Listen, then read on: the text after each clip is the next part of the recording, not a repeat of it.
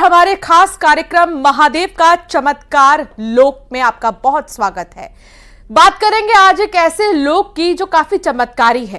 प्रदेश के मुरैना में सदियों पुराना एक शिव मंदिर है जहां 11 महीने भक्तों की भीड़ रहती है, लेकिन सावन आते ही यहां कोई नहीं आता है, ना हैरान करता है और साथ ही कई सवाल उठते हैं। हमने जब पूछा तो लोगों ने कहा कि सावन में महादेव के खास भक्त दर्शन के लिए आते हैं और वो भक्त है जानवर। हमें लगा कि मंदिर जंगलों के बीच में है तो जानवर आएंगे ही, लेकिन लोगों ने कहा कि ये जानवर साल के दूसरे महीनों में क्यों नहीं आते। इसी का जवाब तलाशने के लिए हम निकल पड़े।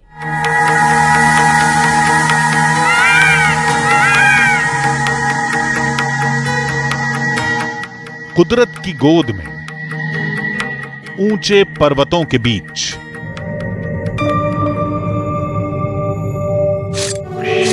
सदियों पुराना एक शिवधाम।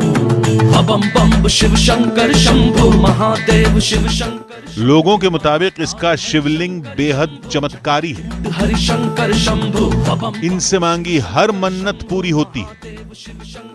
लेकिन अगर ऐसा है तो फिर लोग यहाँ आते क्यों नहीं, वो भी सावन में। अभी भी ये बहुत ही चमत्कारी शिवलिंग है। कभी कभी बताते हैं कि यहाँ पे सर्प भी पूजा करने आते हैं, नाग भी पूजा करने आते हैं। सिर्फ सांप दिखने की वजह से लोग आना बंद कर दें, ऐसा नहीं हो सकता। वजह कुछ और होगी। तब लोगों ने कहा कि सावन में शिवलिंग ज्यादा सिद्ध हो जाता है, तब तांत्रिक वहां साधना करने आते हैं। तब गर्भगृह के अंदर नाग उन्हें भगाते हैं और बाहर बाघ पहरेदारी करते हैं। तंत्र विद्या के लिए आते हैं बहुत से लोग, पर उन्हें करन ना देते भोलेनाथ। कोई न कोई जानवर सरप वैसे भजा देते हैं उन्हें। तो अपने पड़ोस गांव में बिन वो सिद्धि करी, यहीं रुके हुए 1 महीना, तो बिन वो शेर सेवा नहीं करन दे। हमने कहा कि जब शेर और सांप किसी को नुकसान नहीं पहुंचाते तो फिर आप लोग डरते क्यों हैं? हर किसी को अपनी जान की परवाह होती है। डर तो लगता है ना, जानवर जानवर होता है। कहीं से भी सांप निकल आए, कहीं से भी कोई गीदड़ आ जाए, कोई शेर या कोई भी जानवर आ जाए सामने, तो आपका क्या होगा, वही डर है।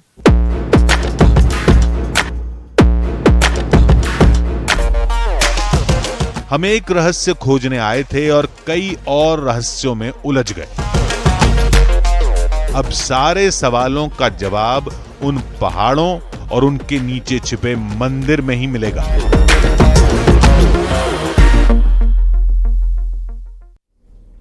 तो लोगों का दावा था कि सावन में नागेश्वर महादेव का शिवलिंग बहुत चमत्कारी हो जाता है, इसलिए पुराने पहाड़ पर कई शिवलिंग प्रकट होने लगते हैं, तांत्रिक महासिद्धि हासिल करने आने लगते हैं और नाग और बाघ शिवलिंग की पहरेदारी करने लगते हैं। सैकड़ों शिवलिंग का प्रकट होना और गायब हो जाना, ये हमारी समझ में नहीं आ रहा था। मानो यहां कुछ तो है।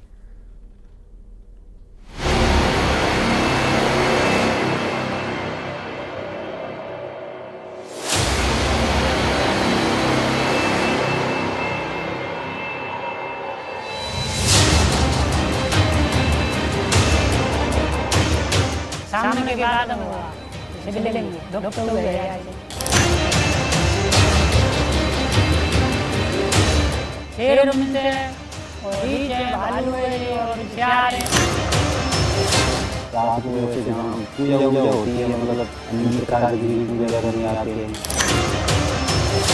ये सब चमत्कार और फिर भगवान के लिए चमत्कार आप कोई बड़ी चीज नहीं। परेशान करने के लिए एक ही रहस्य काफी था, लेकिन यहां तो दावों की बारिश थी और सारे दावे जुड़े थे एक मंदिर से, नागेश्वर महादेव। सदियों से सावन में वहां चमत्कार होता है।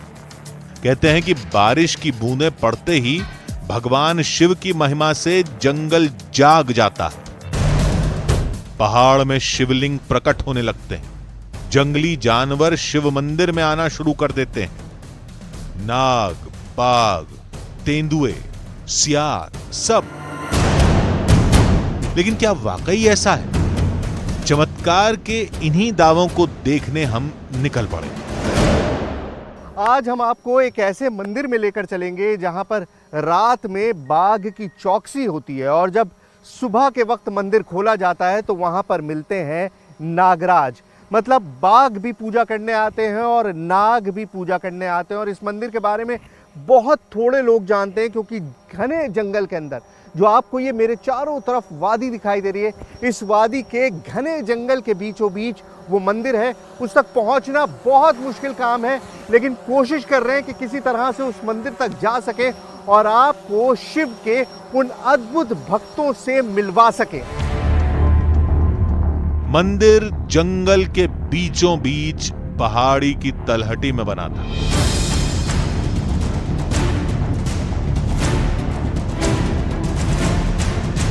आबादी से कोसों दूर। तो नागेश्वर महादेव के लिए अब रास्ता यहाँ से जो गाड़ी का था वो खत्म हो चुका है। अब जंगल में पैदल रास्ता है। जंगल में रास्ता कहाँ है ये किसी को भी नहीं पता क्योंकि बहुत कम लोग हैं जो ऊपर तक जाते हैं। सिर्फ एक पगडंडी सी मुझे दिखाई दे रही है, उसी के सहारे कोशिश करते हैं कि हम उस एक्चुअल मंदिर तक पहुँच जाएं।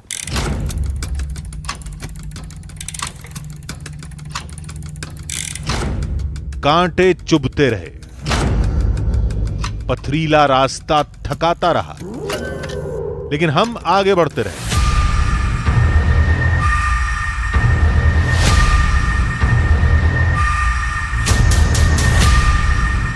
लोगों ने इसी जंगल में सैकड़ों शिवलिंगों को देखने का दावा किया था।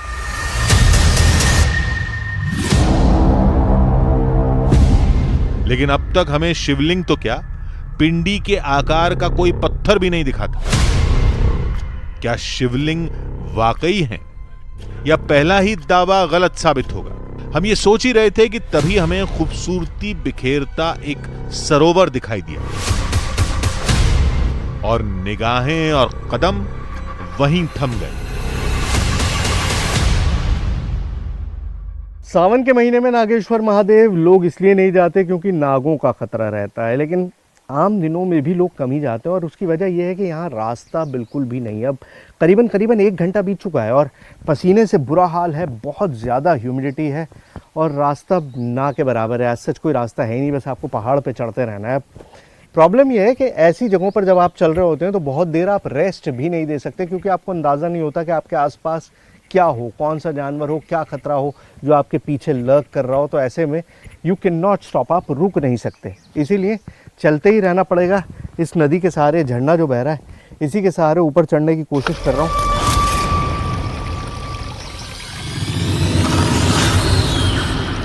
अगर कोई बाघ या शेर मंदिर में आता है तो जाहिर है वो इसी जंगल में ही कहीं होगा, और वो यहां हमारे सामने आ गया तो हम कैसे बचेंगे? डर यह भी था कि अगर हम रास्ता भटक गए और यहां रात हो गई तब क्या होगा? इन सवालों ने थके कदमों में बिजली की तेजी भर दी।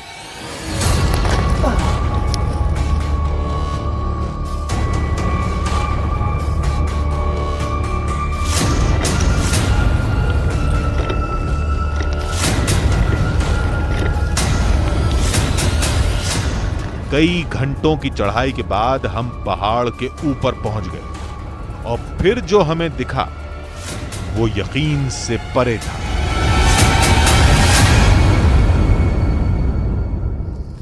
देखिए, इस पूरे पहाड़ पर 1-2 नहीं सैकड़ों जगह शिवलिंग मौजूद हैं, लेकिन छोटे छोटे हैं। अब यहाँ पर देखिए, ये एक छोटा सा शिवलिंग है, लोगों ने इसके आसपास बहुत सारी चीज़ें डाली हैं। उसके अलावा वहाँ पर एक और शिवलिंग है और ऐसे छोटे मोटे शिवलिंग यहाँ भी हैं, यहाँ भी हैं। और आप अगर इधर आएंगे तो यहाँ पर भी कई सारे ऐसे शिवलिंग हैं। न बनावटी, न स्थापित किए गए, न छेनी हथौड़ी से बनाए गए, चारों तरफ चट्टानों से प्रकट हुए प्राकृतिक शिवलिंग थे। सब कुछ वैसा जैसा लोगों ने दावा किया था। तो इस पहाड़ी को चमत्कारी पहाड़ी किस लिए कहा जाता है मैंने आपको बता दिया। यहाँ पर सावन के महीने में हर तरफ शिवलिंग मिलते हैं। कैसे होते हैं मैंने आपको पहले भी दिखाया। जंगल में रुक सकते तो रुक जाते और तलाश पाते तो तलाश लेते, लेकिन इतना प्रमाण भी काफी था। वक्त कम था, मंदिर भी जाना था, वहां भी 2 रहस्य और सुलझाने थे। शिव के इन साक्ष्यों को यहीं छोड़कर हम मंदिर की ओर चलते।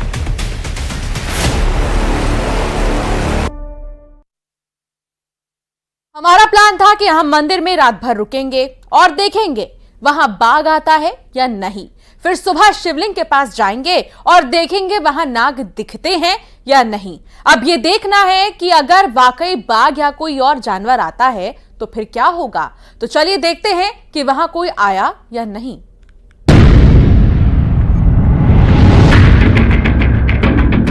नागेश्वर महादेव साल के 11 महीनों में शिव स्तुति का साक्षी और सावन में सन्नाटे का। आखिर क्यों? इसी रहस्य को सुलझाने हम वहां पहुंच गए थे।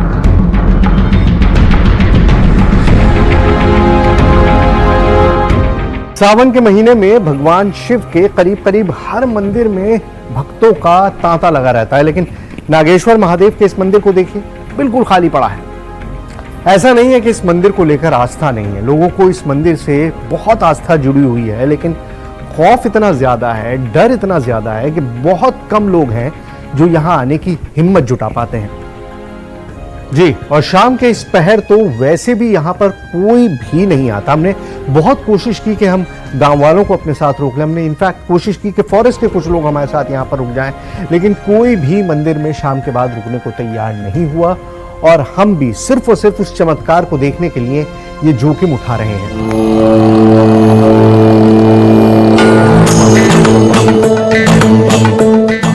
सबसे पहले हम शिवलिंग के पास पहुंचे। सदियों पुराना शिवलिंग, शिवलिंग की तरफ मुख किए नंदी और शिवलिंग से लिपटा तांबे का नाग। हमें कुछ अलग नहीं दिखा। सबसे बड़ी घटना आश्चर्यजनक ये है यहाँ की कि आप जितने भी इनका शिवलिंग का अभिषेक करो, कितने भी टैंकर मंगा लो आप, हमने खुद अभिषेक करवाया 10-12 टैंकर, और ये मोटर जो लगी हुई है ऊपर से नीचे से वो चालू की। अभिषेक रुद्री से रुद्राष्टाई अभिषेक चल रहा था, खूब मंत्र नमस्ते रुद्रमन्य उतो कवे नमः बाहुभ्याम उतते नमः, सारे रुद्र अभिषेक चल रहा था। आप अचंबा करोगे कि वो टैंकरों का पानी कहां गया। आज तक ये नहीं पता पड़ पाया यहां पर कि ये पानी कहां से निकलता है। छेद के अंदर सांप होता तो पानी से बचने के लिए बाहर भागता, यानी सांप यहां से नहीं आता है। एक जवाब मिला तो नया सवाल पैदा हो गया। छेद में जो सैकड़ों लीटर पानी डाला गया वो कहां गया? लोगों ने कहा था कि छेद नागलोक तक जाता है और सारा पानी वहीं चला गया, और नागलोक के सांप ही शिव भगवान की आराधना करने आते हैं। भारत सरकार के डीआरडीओ को वहाँ करीब 10,000 बीघा जमीन अलॉट हुई है। जब उस पहाड़ पे उसको उन्होंने अपने जांच की गई कि 162 मीटर तक वो शिवलिंग, टेलरी महादेव का जो शिवलिंग है 162 मीटर तक उसकी गहराई देखी गई, और इसी कारण से उन पहाड़ों को उस परिधि से छोड़ दिया गया। डीआरडीओ ने उसका अधिग्रहण नहीं किया, वो और पहाड़ों की और जगह की बाउंड्री वाल करा रहे हैं, लेकिन उस जगह को छोड़ दिया गया। जब डीआरडीओ जो रक्षा अनुसंधान केंद्र है भारत सरकार का, वो उस जगह को उसके महत्व के कारण छोड़ रहा है, तो हम आम आदमी इसको कैसे नकार सकता है? शिवलिंग के पास ये छेद सैकड़ों साल से,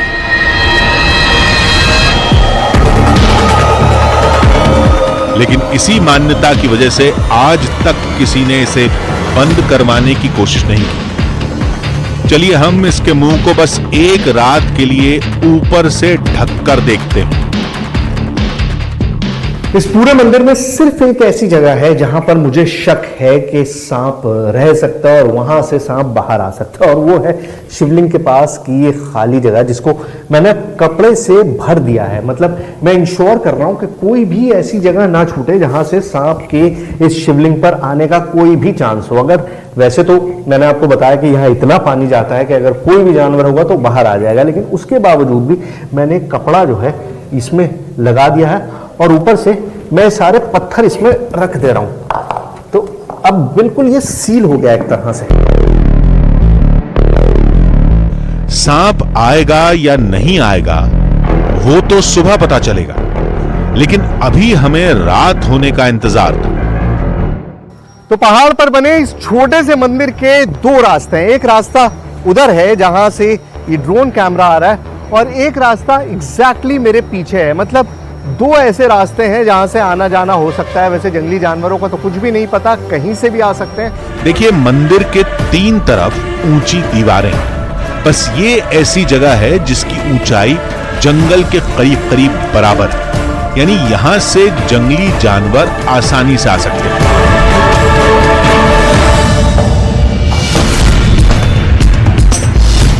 हम छत पर खड़े होंगे और नीचे नजर रखेंगे। कुछ दिखेगा तो छुप जाएंगे।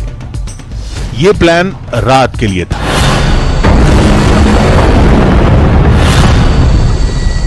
लेकिन तभी हमें कुछ ऐसा दिखा जिसने हमारे होश उड़ा दिए।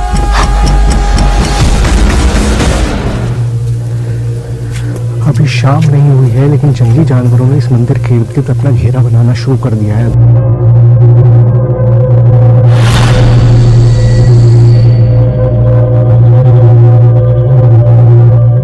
तो ये दोनों चार इस बात का गवाह हैं कि यहाँ जंगल में जानवर मौजूद हैं, और वो जंगली जानवर इस मंदिर के इर्द गिर्द आने शुरू हो जाते हैं शाम ढलने के बाद ही। पहला सबूत हमारी आंखों के सामने है। ये जानवर छोटे थे, हम पर हमला नहीं कर सकते थे, लेकिन रात में अगर कोई बाघ आ गया तो क्या होगा? हमने फौरन दरवाजे बंद करने शुरू कर दिए।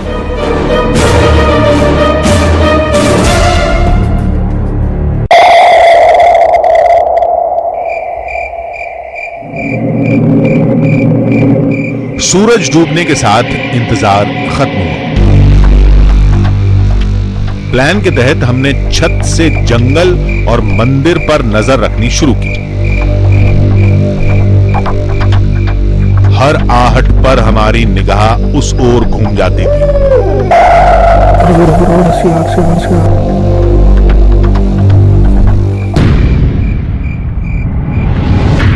जंगल में छुपा कोई जानवर हमें आसानी से देख सकता था, लेकिन इस अंधेरे में उसे देख पाना हमारे लिए नामुमकिन था।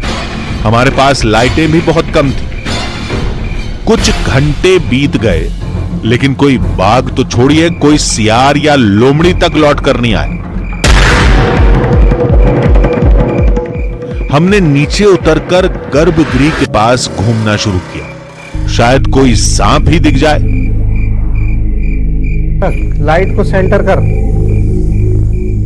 सेंटर कर। हाँ, इस तरफ, अपने लेफ्ट की तरफ कर।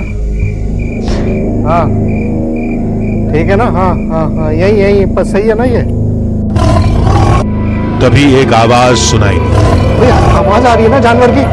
जानवर की आवाज आ रही है। अब ऊपर भागो, ऊपर भागो, ऊपर भागो। हम छत की ओर भागे। जानवर की आवाज आ रही है। गुर्राने की आवाज किसी बड़े जानवर की थी।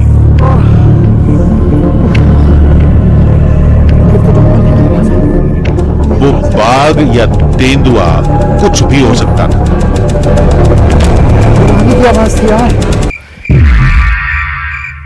आधी हकीकत आधा फसाना की पूरी टीम छत पर छुप गई। लेकिन अगर कोई जानवर सीढ़ी के रास्ते ऊपर आ गया तो फिर न जाने क्या होगा। लाइट कर दो, लाइट। अबे अपने चारों तरफ देखो, पहले चारों तरफ घुमा दो। आवाज तो हाँ यार, सुना लगा था ना? मैं तो नीचे आने वाला था आपके पास भागते। नहीं तो मैं तो खुद ऊपर ही, देखो ऊपर सेफ है, अगर होगा तो नीचे। शिट यार, अब क्या किया जाए, फंस गए हम तो। हम छत पर कई घंटों तक छुपे रहे, बीच बीच में मंदिर परिसर में देखते रहे, लेकिन कोई हरकत नहीं हुई। शायद वो जानवर मंदिर में आया ही नहीं, लेकिन ऐसा दोबारा हो सकता था। हम नीचे उतर आए। अब खुले में रहना खतरे से खाली नहीं था। मैं और मेरी टीम जो है इस शिवालय के अंदर रहे तो मुझे लगता है कि हमारे लिए सब कुछ बहुत सेफ हो जाएगा। सिर्फ इन गेट्स को बंद करके जानवरों से हम छुटकारा पा सकते हैं। जो आवाजें हमें जिस तरह की आ रही थी उससे हम बच सकते हैं। बंद कर दोगे तो बचेगा कैसे? सांप आता है लोग कहते हैं। तो यहाँ ना रहे अंदर? नहीं सर, अंदर नहीं, अंदर ज़्यादा दिक्कत है। अंदर दिक्कत है जी।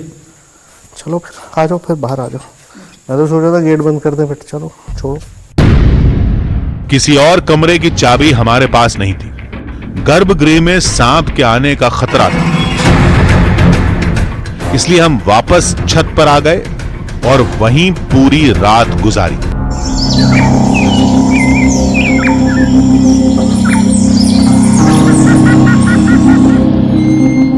सुबह होते ही हम मंदिर के गर्भगृह की ओर भागे। अब बारी थी तीसरे दावे को परखने की। एज आई सेड, सुबह का वक्त हो गया है और मतलब ये वो वक्त है जब शिवलिंग के अंदर जाके देखने की जरूरत है कि वहां पर क्या नजारा है। अंधेरा बहुत है, रोशनी में मुझे दिखाई कम दे रहा है। ओ, आप देख रहे हैं जो मैं देख रहा हूं? बिल्कुल सामने शिवलिंग पर एक नाग बैठा हुआ है, बिल्कुल सामने फन फैला है। जिस तरह की कहानियां सुनी थी कि नाग होता है, बिल्कुल उसी तरह का नाग। और मेरी आवाज सुन के पीछे की तरफ टर्न कर गया, मेरी तरफ टर्न कर गया। मतलब अपने आप में शॉकिंग है। आप इधर आइए, ये देखिए, बिल्कुल अपने आप में शॉकिंग है।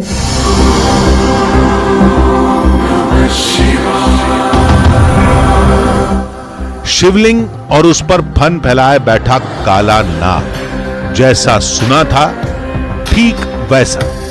शिवलिंग के पास बना छेद पूरी तरह बंद था, यानी सांप बाहर से आया था। मैं इसका कोई एक्सप्लेनेशन नहीं देना चाहता और ना ही इसमें कोई दखल अंदाजी करना चाहता हूं। ये मेरा काम नहीं है और इनफैक्ट किसी का भी काम नहीं होना चाहिए, क्योंकि ये आस्था का भी मामला है और ये हमारे नेचर का भी मामला है। इसलिए ये सांप यही है।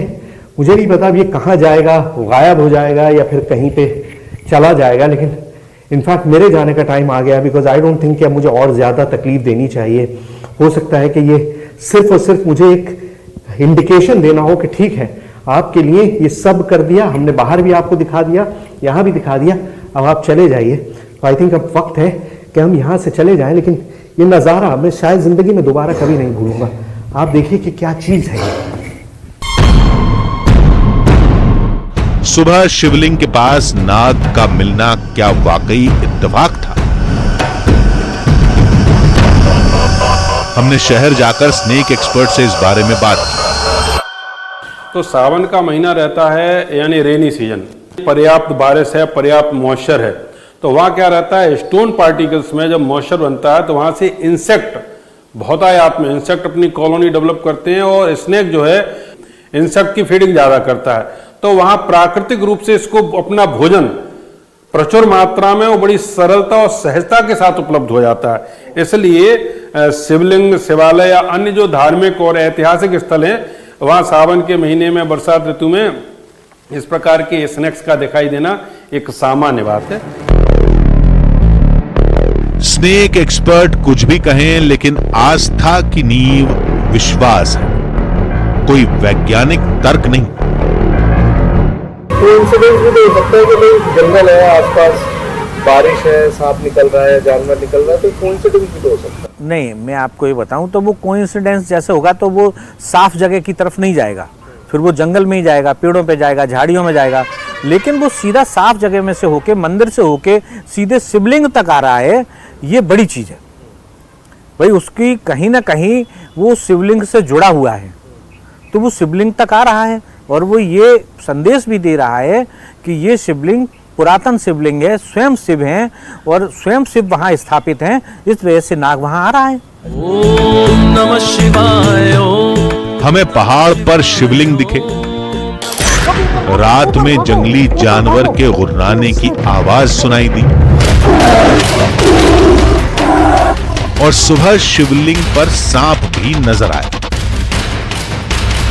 हमारे लिए इन सारी बातों को शब्दों या तर्कों में समझा पाना मुमकिन नहीं था। वैज्ञानिक इन सारी बातों को कुदरत का चमत्कार या फिर इत्तेफाक करार देते हैं, लेकिन कोई कुछ भी दावा करे, नागेश्वर महादेव के भक्तों के लिए इस धाम से जुड़ी हर मान्यता और उनकी आस्था अनंत काल तक यूं ही अखंड, अडिग और अमर बनी रहेगी। हमारी खास पेशकश में फिलहाल इतना ही। आप देखते रहिए News 18।